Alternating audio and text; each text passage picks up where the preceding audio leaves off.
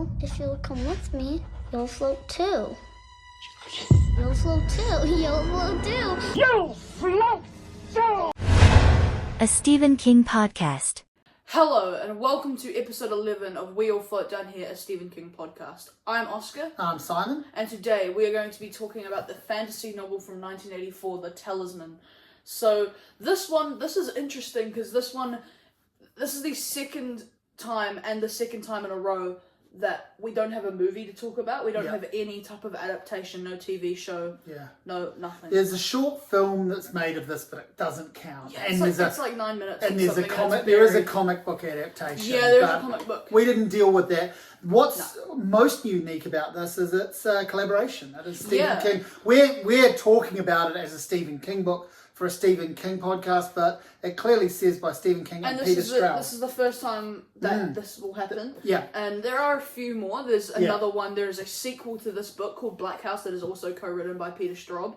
And there's some other collaborations down the road with Owen King and what's his name, Richard Chismar. Yeah. And there is a third book. Yeah, this is interesting. Peter Straub passed away a few years ago, and Stephen King sort of broke this news a while back. People watching this, possibly King fans, will know this already, but for those that don't, there is a third book that is not only in the works, I think it's pretty much the first draft of it has just been finished. So probably that will come out in 2026, maybe even 2027.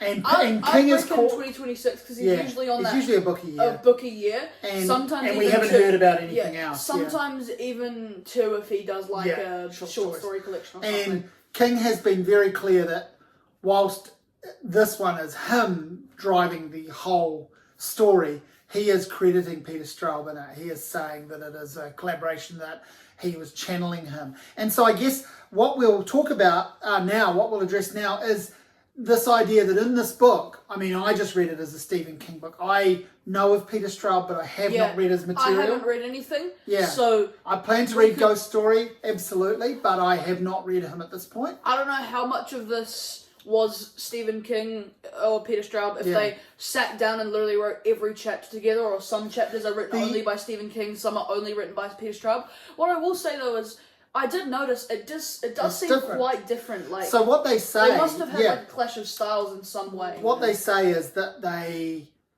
really worked on developing a voice between them, which they then both wrote to. So they created a style that took from elements of both of them, obviously, and they both wrote it. So we don't know, who wrote what chapters or whether they took turns within a chapter, but they definitely were both writing to a style that was a hybrid. This is back at the start of Stephen King writing fantasy. You know, he did the first Dark Tower book and Eyes of the Dragon, which are two not very well-loved books in the thing, so he was quite new to the style.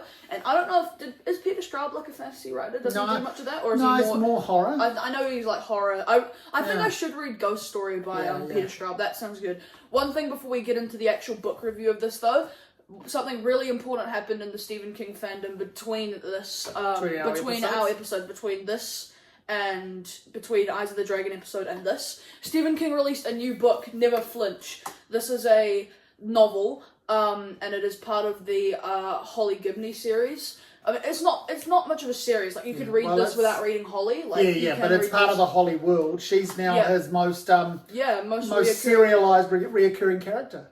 She originally started in Mr. Mercedes, and then she had trilogy. She's in that trilogy. I've only read the first and second one. She's not that big in the first one. She's kind of a main character in the second. And then there's The Outsider, and then there's If It Bleeds, and then there's Holly, and now there's this. She's got her own title book, obviously. I didn't love Holly, but I think I just wasn't at the right, demographic for it, and I think I'd like it more now. And I started reading this, but I just kind of hit a slump with it. I didn't hate it at all, and I'm not going to give too many thoughts because we will eventually get to this in a year or something, 2 years, when we, he might have released Talisman 3 by the time we get to this. Or probably. But, I'm going to wait until we get to this for the podcast, or way later down the road to pick this back up again. But now, let's talk about Talisman. A difficult book for me, The Talisman. This is my first reading of it, so Same. I was aware, We're both first timers for this. So I was aware of this back in the day, but I don't believe I owned a copy. I know I never attempted to read it, and nothing has really pulled me into this apart from the fact that we're doing this podcast, and it was more a requirement than a desire. Yep, yeah, exactly. You read it before me. I did, but I read it in the idea of the podcast. That's I didn't read it like as a Stephen King fan. You read it as a podcaster. Yeah, and a lot of this isn't a very popular one. Like a lot of people might not know this, but the thing is, this a lot of people watching this might not know this. I'd say most diehard fans do know it, but not a lot of people have read it.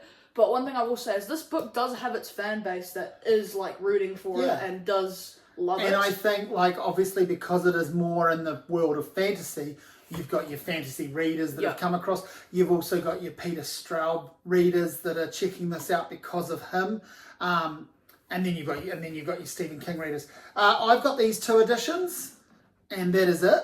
Sometimes I have you've got one the same as me. I have the one the same as you. This one that I'm holding right now is a lot nicer. This is you read this one. I did. I used and a that mixture copy. of audiobook. Yeah. This one has like nice font and stuff. It's good because this is a book. This is a big chunky book. We're talking close to 1,000 pages. It is 980 pages. I'm pretty sure, and this is big font to be fair. But I've read a lot of books by Stephen King that have this type of font that's like 300. It's a solid 800-ish page book. Yeah, and whatever. like on average. This would be about like 700. So let's say on average it's about 800 pages. Yeah. This is a fantasy novel. There are elements of horror in this, absolutely, as there are in many fantasy films and novels and stories. Yeah. But this, when we look at this in the timeline, Stephen King's done Eyes of the Dragon, which we talked about last time, which is obviously a very clear fantasy and a YA junior novel. And we talked about that little mini book, Cycle of the Werewolf, which is also, I would say, kind of junior fiction. Yeah. And then this starts off a little bit in the YA territory, I feel, and it kind of loses its narrative. Its narrative shifts and its tone shifts throughout. But we'll come back on this, but there is a werewolf character or characters, and I thought that was interesting after Cycle of the Werewolf. And even elements of this, the fantasy of this, speak not just to his Dark Tower series, but Eyes of the Dragon. So interesting area where he was possibly going, really perhaps trying to showcase, hey, I'm more than just all about that horror, because that's what he was getting known as through the multiple movie adaptations that were arriving really, really quickly, catching up on the novels. And so I wonder if there was a little bit of the, not contrarian, but almost a little bit of a see if you can keep up with me and see if you can peg me down as just a horror novelist, I'm going to do this. But I know the collaboration certainly came about through mutual respect, through 2 people who met, 2 well-known authors who met, liked each other's work, liked each other, and hatched plans to do something together. And I like that aspect of it. This book is polarising. As I said, it does have its fan base of people that like it, and it does have a lot of people that think it's one of the worst Stephen King books. So basically this book is about a 12-year-old boy named Jack Sawyer who moves into this new house with his mum who's dying of cancer. And she's an actress? Yeah, she's an actress. So she makes B movies and stuff. And he meets this weird, mysterious guy at like a shut down theme park thing called Speedy Parker.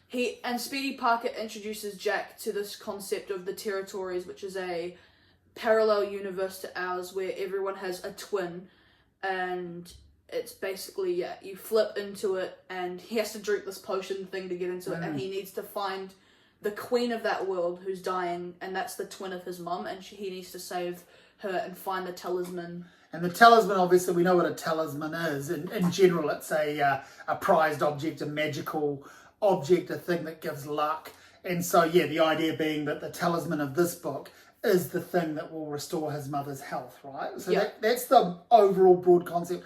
Now, I like that as a concept. It's pretty basic. That's basic. It's very that's Eyes of the Dragon level. It's very on its own. Boy goes into new universe, saves what I thought though? Saves the world. Very basic. Do you know what I thought was really interesting was I wondered if this was just such a classic 80s, latchkey kid trope. But, when I was reading it, I was thinking about like Karate Kid. He moves to the new town. His mum's not so much sick in that, but like he's the only child, and there was that thing at that time of kids that were parenting their parents. Their parents were moving to a new town so they didn't know anyone, or they were sick, or they were socially awkward, or they'd just had a divorce, so they were vulnerable. They'd just broken up with the kid's usually it's a mother who's broken up with the kid's father. Those sorts of things were in there. And that's the stuff I found interesting and went, like, this is going somewhere. The first 100 pages did make me think, why do people hate this? Yeah. And it was classic. Like, we're reading it as King readers and fans, but to me it was classic King coming of age story as well, wasn't it? Like the body. It's got elements of that sort of stuff, that kind of just classic coming of age writing. Christine, those sorts of vibes. Yeah, and I was genuinely like intrigued about Speedy Parker and stuff. Like, he's cool. Yeah. And Jack's pretty cool, kind of a little bit. Yeah. He's okay. And around about 100 pages in, we get this first interlude. Yeah. Like this. Yeah. Yeah. And those were really, really cool. Yeah. Those, some of the best parts of the book. Yeah. There are a lot of redeeming qualities about this book. I read the first 200 pages of this book really quickly, and I was like, this is a banger. Why do people not like this? And then I stalled for a bit, and then I got back into it, and I got through to about page 400 fairly comfortably, and I was going, it's dipping a little bit, but hey, that's pacing. It has to, because it's so big. Yeah. And then I switched to the audiobook because, like, I'm a bit time poor and doing other stuff, and I'm trying to keep up with you, and we recognise it's been a while, and we're trying to get this podcast a bit more regular. So I thought, hey, I'm going to jump into the audiobook, which the production of which I enjoyed, and the vibe of the storytelling I enjoyed. But man, that's where things start to get really convoluted, because the plot gets overly complex. The interludes are really cool, but even those start getting a bit complex. The interludes, right? So it's about Jack's dad and his business partner. What's his name? Morgan Sloat. Yeah. They are the villains of the what's it called? The territories, the parallel universe, and they're kind of like the antagonists of this story. And what they want Jack. And I can't really fully remember. A lot of this stuff has lost me.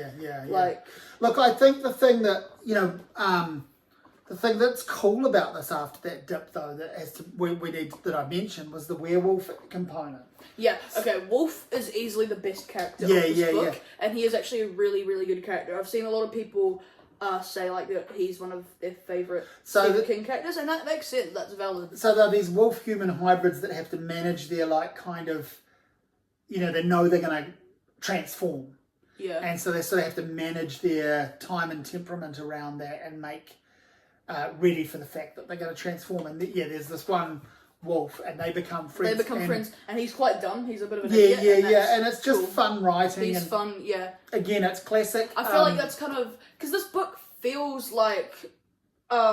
It's weird because this book feels like it is targeting kids' audience. Right. But there's stuff then like... it gets really violent. It's got there's very violent and he throws in the N-word a lot and stuff like that. It's is this a kid's book or not? That's it. That's what I alluded to. These it's a lot shifts. A lot less... It's a lot more fluffy than lots of his books, but But when it's not, it's not. It's not, and it's a lot more gruesome and stuff than Eyes of the Dragon, but for sure. Still, it's in that same category. Came out the same year. I feel like Wolf was almost him, kind of in that kids type of vibe, trying to make a character that kids can a fantasy thing, animals and stuff like that. Yeah. And there were aspects of that made me think, why wasn't this a while ago turned into a movie? Stripped, maybe pulled back a little bit from everything that happens in it.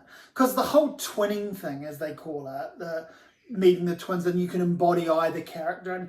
And what's the thing, if you die in one world, you become a single property version of yourself. So you still exist in the other world, and you can flip and move into the other world, but there is only one of you. And this stuff it gets so convoluted. And because I'm not a traditional fantasy reader, someone watching I love fantasy when I love fantasy. When it's good, Same. It's one of my favorite things, but like it's not a genre that I'm like. That's it. And so because I'm not, I love because I'm not down with the tropes of it and so forth.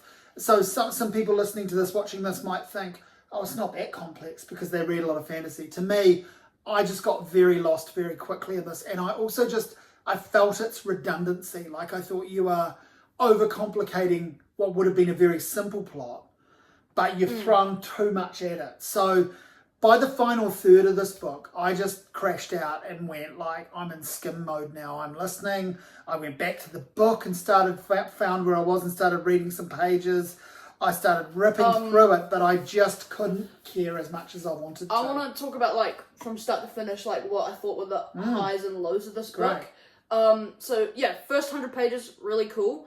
And since I was really digging that, I wanted to love the fantasy thing. I was like, oh, I love fantasy when I love fantasy. This could be really cool fantasy. You know, he flips into the territories. I'm like, oh, cool, this is pretty fun.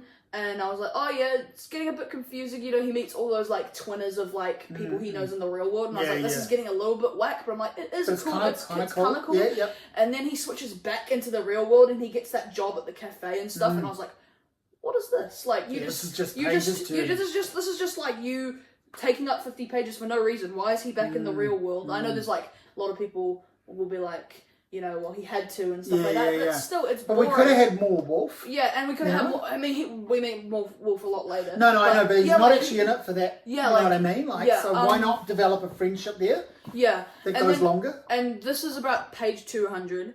And then from about page 200 to about 500, I was like, Jesus, this is so boring. I remember the mood you were in. Yeah, I was like, this page 200 to 500 took me ages. And then Wolf comes in and I'm like, oh wow, this is actually really good. What was I thinking? This is good. This is actually, you know, solid. And this is my favorite part of the book, I think. I know I didn't like it when he first switched back into the normal world, but then him and Wolf switched back into the normal world. And I thought it was really cool seeing the way people interacted with Wolf in the real world, and that was really fun, and it was like wholesome and it was funny. And then they go to the movie theater, and he like people like complain about him, and then they get sent to what's it called, like the Sun Home or something. Yeah. Something like that. I'll put the name on the screen about here or something. It's like a middle, like it's basically like a boarding school for like troubled teenagers like and stuff. School, like and they get bullied there, and they find out that the owners of that place are like a twinner from like the real world and stuff like that. And in the territories, blah blah blah. It's a bit the Sunlight Home. Yeah, the Sunlight Home. Yeah, cool. It's a bit like, what's the word? A bit convoluted, but it's still my favorite. Convoluted is the word for this book. Yeah, but that's still my favorite part of the book. And I was like, oh, page 500 to about 600. I was like, yeah, I'm digging this again. This is solid. It's still so long to go, and it's still like pretty tedious, but that's another good word to describe this book. Tedious. Yeah. Still a bit tedious, but I'm loving it. Then they switch back to the territories, and from about 600 to 900, I was like, this is the most boring thing I've ever read in my life, and it didn't change. Genuinely, this might be the most boring book I've read in my life. There are other books that I like a bit less. 13 Reasons Why, I think that's one of the most badly written books I've ever read. There's this other book I read that was horrible called Verity by Colin Hoover.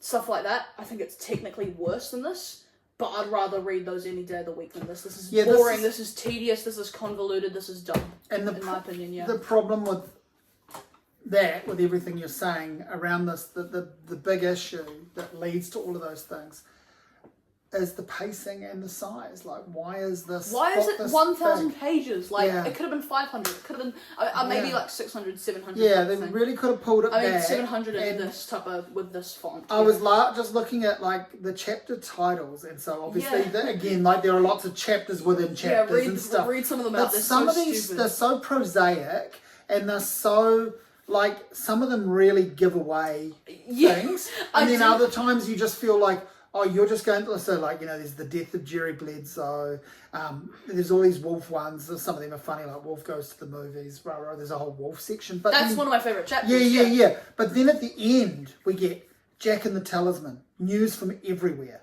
the earthquake, in which many things are resolved on the beach. It's like just tying things up. another journey. It's like, and do you then think we're journeys. stupid? I mean, Yeah. we kind of are stupid because Yeah. we couldn't follow a lot of this. Yeah, but, that's a good I point. mean, but like, Yeah, like yeah. a lot of the time it's like, what are these chapter names? This is like Eyes of the Dragon type Yeah, stuff. yeah, Like, that's exactly it. This is Eyes So- of the Dragon and caliber, it doesn't yeah. quite match the level of the content in some places too, where the content gets heavier. It outgrows the demographic that the title suggests. And there's some horror that comes into it, a lot Also- of action. You know, I'm mocking this book for being a bit like Eyes of the Dragon in that sense. But let me say this: I like Eyes of the Dragon more than this book. Like, yeah, Eyes of the Dragon does what it says it's going to do. Yeah. Like This doesn't really. Like, this kind of just... And Eyes of the Dragon is like 300 pages. This is 900 pages, where a lot of it is like worse and more boring than that. So this kind of, I feel like it almost like they were writing themselves into a riddle to see if they could write themselves out of the riddle. It kind of has some good moments in it too. Like, it's a bit frustrating. Yeah. But I'd say that this is the first Stephen King book that I've read, and the first that we've got to in the podcast that I don't like.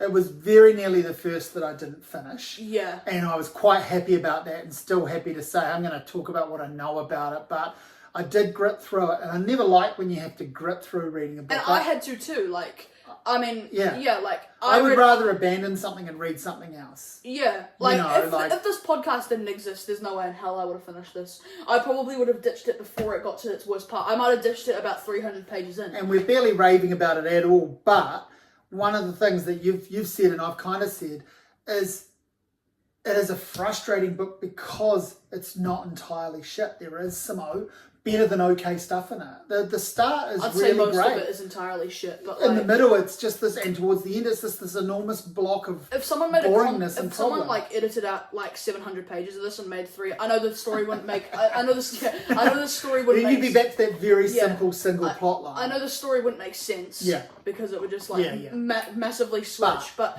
if someone made like 300 pages of the best part, you know, like first 100 pages, Wolf and Jack in the World, Sunlight Home, stuff like that. If they turn that into just one little thing somehow, it'd be good. And whilst the character of Speedy is okay, he does over-explain a lot of stuff. Like, he is there as almost like the director's commentary or something. Let me just look. What are some See other if you can- characters? Like, I know there's some There's so important ones many. that I've just forgot the names of. Like, Yeah. what's his name? Like Olsen or something? Yeah, like, there's so like many. some of the villains and stuff. I I don't find them interesting at all. That's Like, it. you don't really hate them, but you're not like Yeah, that. You don't like them. Like, that's exactly it. But it's not one of those cool villain experiences where you hate them. You're like, you hate the villain in like a good way. Like, it's nothing like that. King had already done the thing that he does with Speedy in this book. You could say he'd already done it with what's his name from The Shining, Halloran. Yeah. Dick Halloran. Speedy's got elements of that, right? Like, Yeah. as in, because Halloran's the guy who basically introduces the magical property to The Shining. Like, he recognises it in Danny. And it's the same kind of trope here where he's like, oh, kid, you've got this. You just need to do this. I can tell you this. You know, and that's where it's a bit very cringe. explainy and cringy. And you know, he's a black character, and years down the track, this thing came up about Stephen King and his use of black characters for over-explaining, and several people talked about how he would attribute magical properties, basically, to his black characters as a way of presenting them as like a redeeming saint. Another good, there's lots of them. Yeah. But off the top of my mind, so there's Halloran from The Shining. Yeah. But right after that, there's Mother Abigail from Of The Stand. course. Two good Yeah. characters though. Yeah. Speedy And then- character, I wouldn't put Speedy Parker. I wouldn't put him in the same level. as those. Yeah. And then we also get it later But they're on. all problematic. That's like, it. And in a way. so that's a more, like, you know, obviously that's a modern read of it, is how problematic that is. No one was reading it in 1978 and being like, wow, this is The justification for problematic. this book is it's 40 years old. So Yeah. that's the justification. But yeah, we're reading it through today's lens, and in that we're reading it in I mean, today, there's a so lot we can of only problematic- apply There's today's. a lot of problematic stuff in like the 80s and stuff. Yeah, that's right. Like- So it's not this book alone. Yeah. But it is, you know, that is almost like an interesting reason to read this book, but not a good reason to read it, if you know what I mean. Like that you can't help but look into Do not some of read that it for stuff. that reason, though. No, Don't read exactly. all of it for that reason. No. So, you know, and I guess I did think when I was reading it, you know, like, you know, I had that thought, could have been heavily pared back, way back, and turned into a movie. But there is still this potential that this is going to get turned into a TV series. And I could still see how, with modern writing, like a modern adaptation of this, set it in the 80s or whatever, but a modern lens with the writing, it could be good. And I know some people that were involved in looking at this project, supporting it with the Duffer Brothers. They were actually involved. They were involved in maybe script doctoring or producing. Well, I think they'd make something a lot better than this. Correct, and source material. And I think some of this must have been part of the impact on them around Stranger Things. You know, you've got the concept of the other worlds and the underneath and Stranger Things and stuff. So I feel like, as much as Stranger Things feels a lot like Firestarter and a couple of other King books, It and so forth. Yeah, this must have been in their brains and part of that thing too. So maybe they could bring something out of it. Yeah, the interludes are called Sloat in This World, and it'll be like Sloat in This World 1, 2. Those are like some of my favourite parts of the book.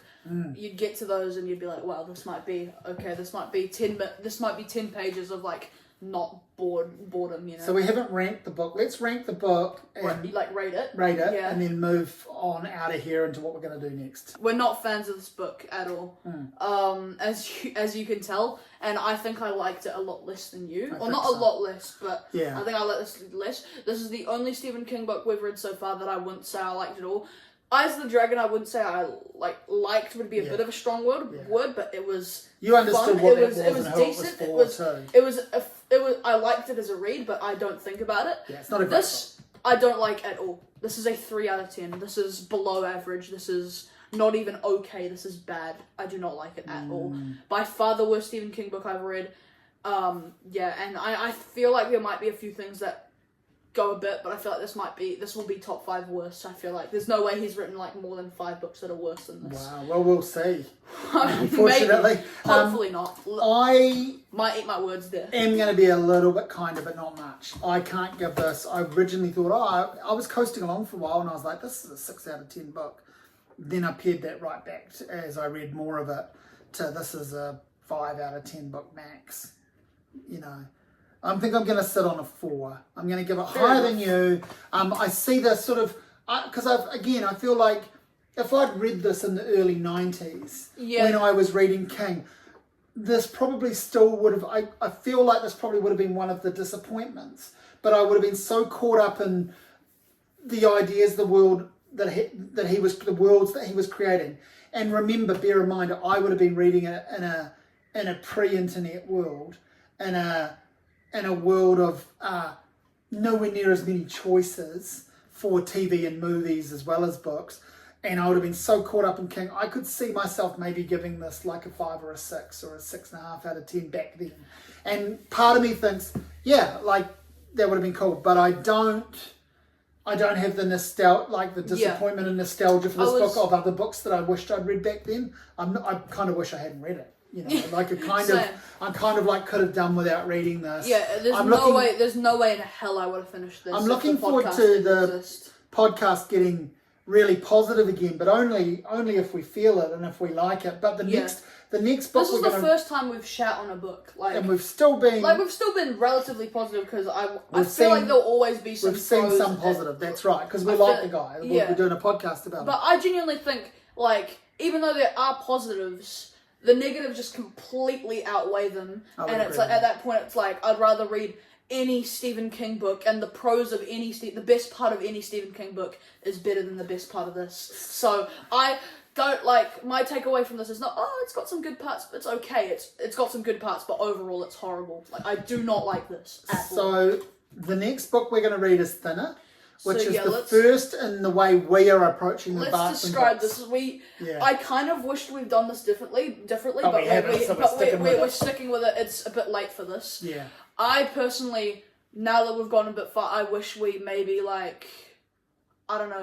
talked about all the Bachman books, the 4 of them as they came out. Yeah, but also as individual titles. I don't know though, because maybe we could have done the Bachman books from 77 when Rage came out or something.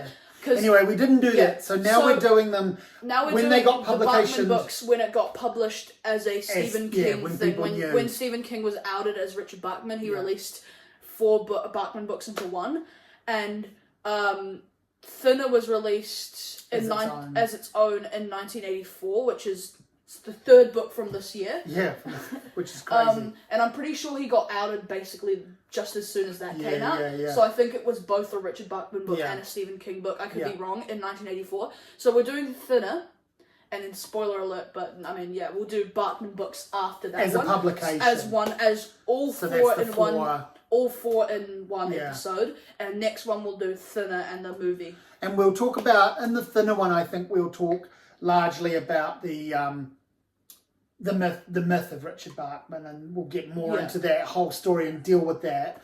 And we have both read Thinner already, and we are rereading it. I haven't seen the movie. Like, You haven't as of seen recording this, Yeah. I haven't seen it. You haven't seen the film. I haven't seen the film since it came out 30 years ago or thereabouts. And I haven't, and I'm just rereading the book now for the first time in 30 I also years. skimmed a bit of Thinner just to refresh my mind. I didn't do a full read because I don't feel like I have to, but just for the, so there's been a big wait. Like, there was a big wait between Pet Sematary and Eyes of the Dragon, and there was a big wait between Eyes of the Dragon and this. Yeah. And try and get you but Bachman a bit quicker. Thinner, like, there's not much preparation for that at all. It's just a movie, and like, I've already done my skimming and a bit of a, rewind on Thinner. So I feel like that would be like a week or two, probably 2, something like that. And Bachman will probably be a bit longer because we're going to reread some of those. Yeah. But that won't be too long either. That's it. And then after that, we're kind of smooth sailing for a bit. But then we do get some. Then we're going to get bogged down again with the Tommyknockers. Apparently that's horrible. We're going to get None of us have read that. We've not read that. There's a chance that could be worse than this. Like, I hope not. Maybe it could be an underrated banger, but we'll see. So we're about nearly halfway through the 80s, kind of. Yeah, we're pretty in much. We're right getting that way. Man, this is my first full reread of the 80s. I think I'd read all of the books from the 70s before we started this podcast. Yeah. So I was like, everyone says that this is his best decade, and I do probably agree overall.